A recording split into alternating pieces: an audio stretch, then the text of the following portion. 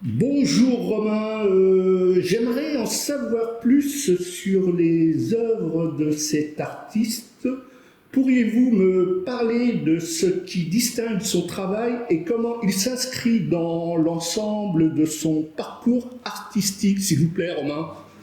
Joseph Arthur est un artiste américain né en 1971. Il est né en Ohio, ensuite il a vécu à New York. Je l'ai rencontré en 2018, donc il y a longtemps été question de faire une expo. C'est avant tout un musicien qui a été découvert par Lou Reed, puis signé par Peter Gabriel sur son label Real World. Ah, alors, pardon, excusez-moi de vous interrompre, c'est quand même un musicien avant tout. Avant tout. Alors, il a toujours allié les deux, parce que sur chacun de ses albums, il a toujours fait les visuels, il y avait toujours ses peintures sur les disques. C'est un artiste complet. Lui, il est remarquable de talent parce que je peux dire, je suis fan de ce qu'il compose en musique et chante. Hein. Voilà, alors pardon, je t'ai interrompu sur la présentation de ces œuvres que tu exposes. Alors, est-ce que tu peux nous rappeler l'adresse de la galerie que je mettrai dans la description, bien évidemment? Oui, 23 rue Michel Lecomte, dans le 3e à Paris.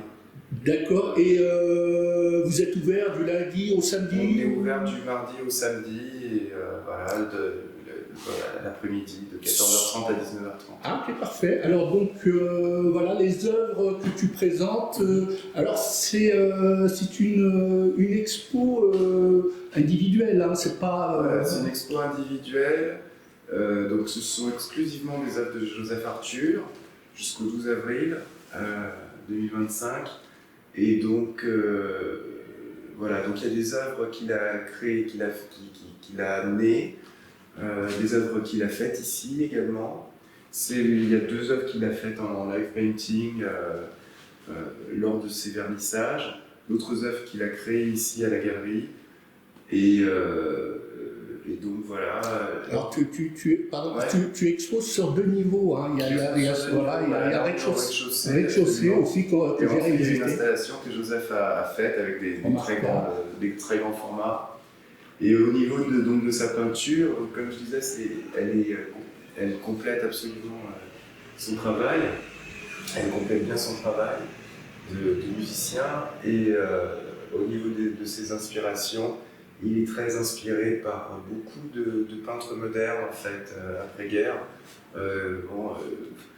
On peut y retrouver, je sais pas, Picasso, Cocteau, Pascal, qu'il aime beaucoup. De toute façon, là, tu es en train de présenter, bien évidemment, l'artiste que tu exposes. Ouais. Savoir que sur cette vidéo, je ferai un montage et je ferai des gros plans sur quelques-unes de ses œuvres. Mais c'est magnifique, hein, c'est remarquable de couleurs. C'est très beau. C'est un très bon coloriste.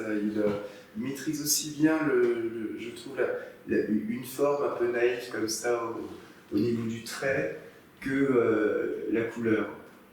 Il maîtrise très bien les couleurs fluo, comme ici par exemple. Ce qui me vient comme ça à l'esprit, mais chacun interprète et voit une œuvre à sa façon, c'est de la tristesse colorée.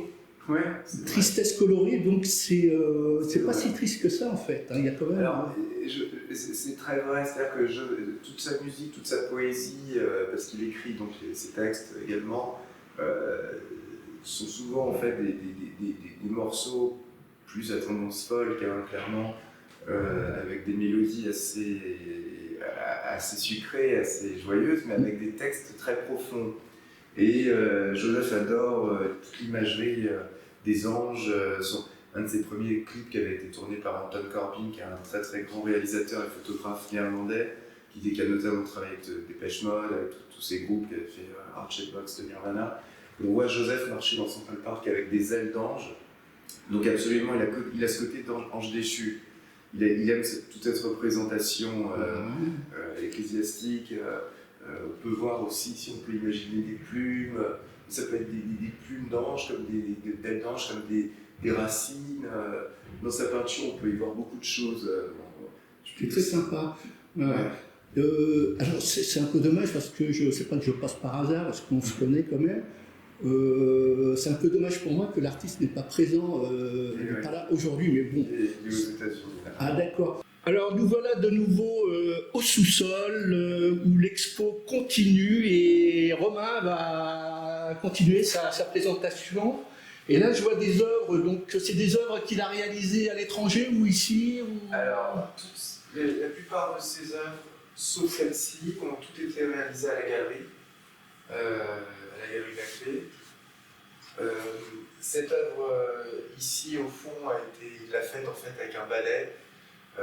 Un balai qu'il a trempé dans la peinture. Un balai qui est fait pour peindre ou un balai... Ah d'accord, carrément. Un balai pour balayer.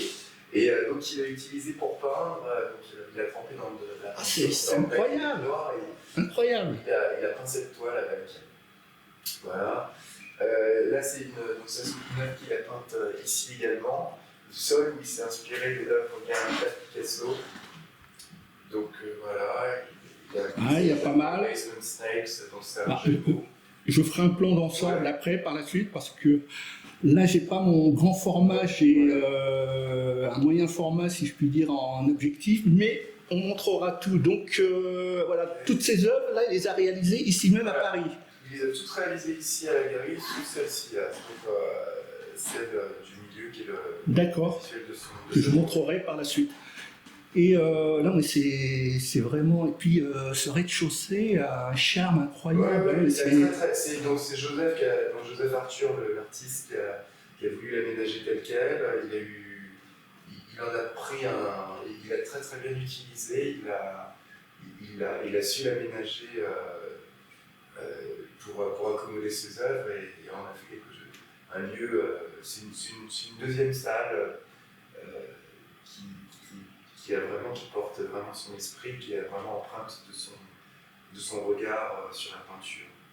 C'est incroyable qu'il ait ce talent de dessinateur tout en étant chanteur à la base, c'est ça? Ouais, et je ne sais pas s'il a fait une école des beaux-arts ou s'il est autodidacte. Non, il a fait aucune école, il a toujours aimé la peinture. Donc ces personnages sont un peu, il y a quelque chose quand même d'assez autobiographique dans ces toiles, parce que c'est toujours beaucoup de visages. On le retrouve dans sa peinture, tant dans l'effort que dans les couleurs, que dans les thèmes abordés aussi. Et c'est en résonance complète avec sa musique et ses textes. Et c'est pour ça qu'il a toujours utilisé sa propre peinture pour illustrer les pochettes de cet album. Et une question que j'aurais dû te poser dès le départ, la rencontre entre toi et l'artiste s'est faite comment, ici à Paris ou sur un voyage aux États-Unis? Je l'ai rencontré, moi j'écoute, alors je connaissais sa musique depuis, ça fait 25 ans que je l'écoute, pratiquement depuis son deuxième album, qui est sorti en 2000 je crois, je l'écoute depuis cette époque, et je l'ai rencontré en 2018. La galerie a été ouverte en 2017 et donc j'ai rencontré en 2018 à New York, à Brooklyn, là où il vivait à l'époque, maintenant il vit en Arizona. Et je suis allé chez lui.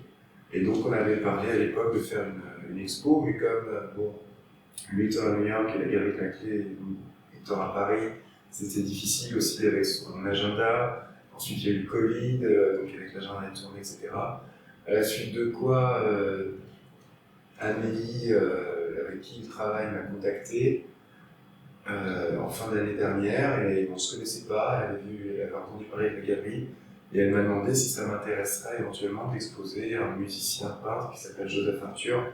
À la suite de quoi je lui ai dit que ce serait avec grand plaisir, qu'on en parle depuis des années. Avec Joseph, on s'appelle tous les mois pratiquement, on s'appelait toujours, on était restés en contact. Et donc ça s'est fait très très facilement et Joseph a fait une tournée. À l'occasion de sa tournée européenne, là, en mars, il est venu à la galerie, a fait une expo et il a fait notamment deux lives en concert acoustique à la galerie. Ah ben écoute, parfait. Et donc c'est une expo, je me répète, donc qui va durer encore un certain temps ici. Elle dure jusqu'au 12 avril. 12 avril, donc il va falloir faire très très vite, si je puis dire, très très vite, ne vous pressez pas non plus, mais prenez votre temps. Mais une expo à découvrir absolument. Et on est toujours bien accueillis dans cette galerie La Clé, dont la porte est toujours ouverte, on n'a pas besoin de clé. Et voilà, donc c'est vraiment un reportage que j'ai réalisé un peu comme ça dans l'imprévu, tout en sachant que je connais le galeriste, mais voilà. Donc je vous dis à très très bientôt pour autre reportage et un grand merci à Romain. Et à très bientôt pour autre exposition. Merci Romain.